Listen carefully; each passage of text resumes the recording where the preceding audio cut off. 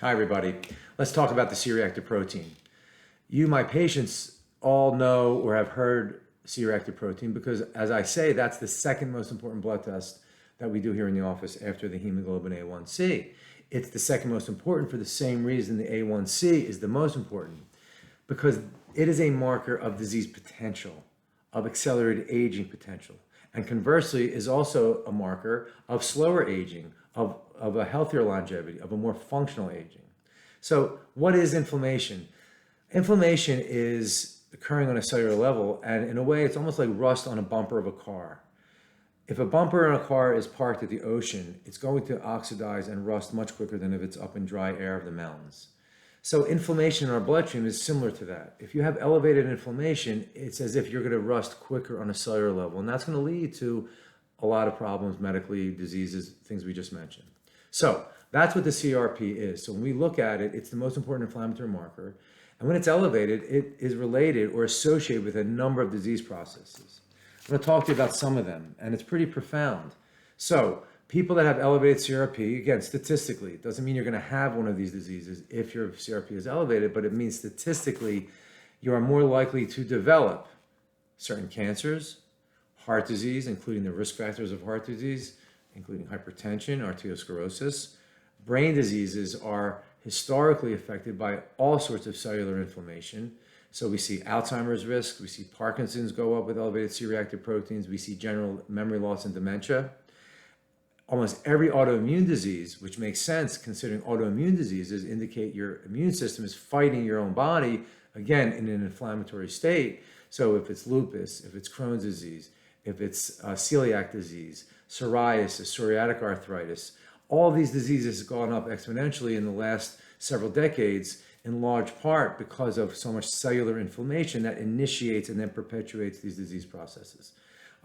There's even more obsequious or more esoteric diseases, things like gum disease, vision loss, generalized fatigue, sleep apnea. All these things have been associated. There's even end-stage diseases like stroke and heart attack, which are always been associated with an elevated C-reactive protein. COVID epidemic taught a lot of us really how deadly an elevated C-reactive protein can be.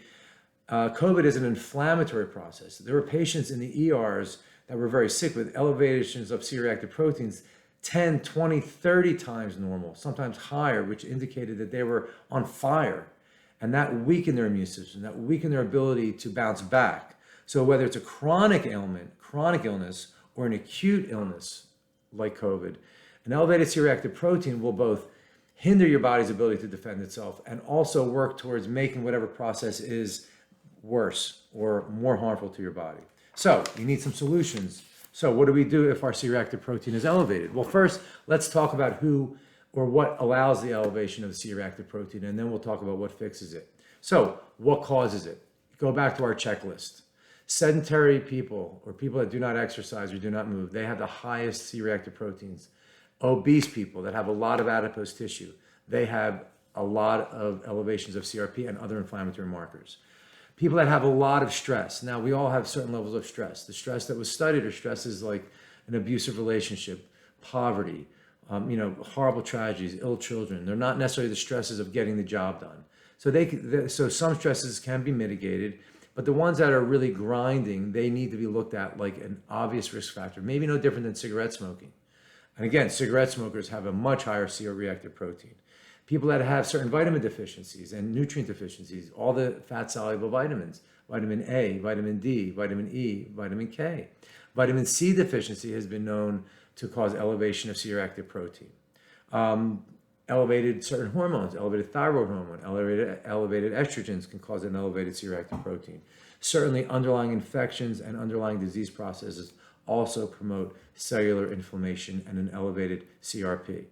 So what do we do about it? Well, some of it seems quite logical to turn back. So for instance, the obese person is going to try to lose weight, specifically a lot of fat tissue, which is where inflammation sits.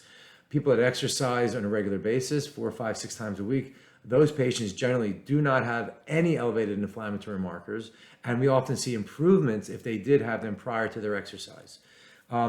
Replacing the supplements that we just talked about, vitamin A, vitamin D, vitamin E, vitamin K. There are things like B vitamins, omega-3, even cocoa and dark chocolate can help bring down C-reactive protein. Drinking less alcohol.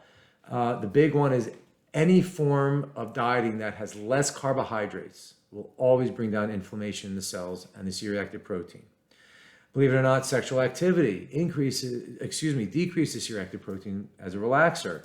And then there are a lot of mind-body connected activities, yoga, Tai Chi, meditation, which have been proven to very quickly reduce cellular inflammation, especially the C-reactive protein.